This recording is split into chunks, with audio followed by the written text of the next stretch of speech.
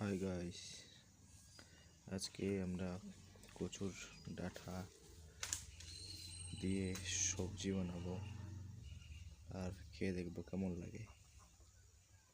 ঠিক আছে, তো এটা কাটে নিতে হবে। আগে কাটে আনি মাকে দিলাম, মা করছে, কাটছে ডাঁটাগুলোকে।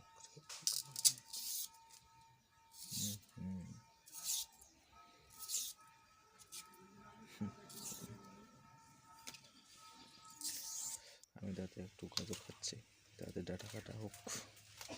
হাই, এখন আগুনটা ধরিয়ে দিলাম, করে বসিয়ে দিলাম। তেল ঢালানো ছিল কড়াইয়ের মধ্যে। তারপর হচ্ছে আমাদের মশলা টসলা দিয়ে দিলাম ছিল, ওখানে মরিচ ছিল, তেজপাতা ছিল, এরপরে দিয়েছি। পরিমাণ হিসাবে তেল দিতে হবে। দেখে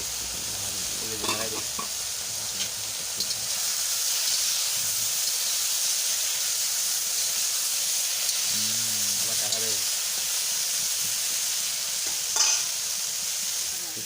হচ্ছে সুন্দর।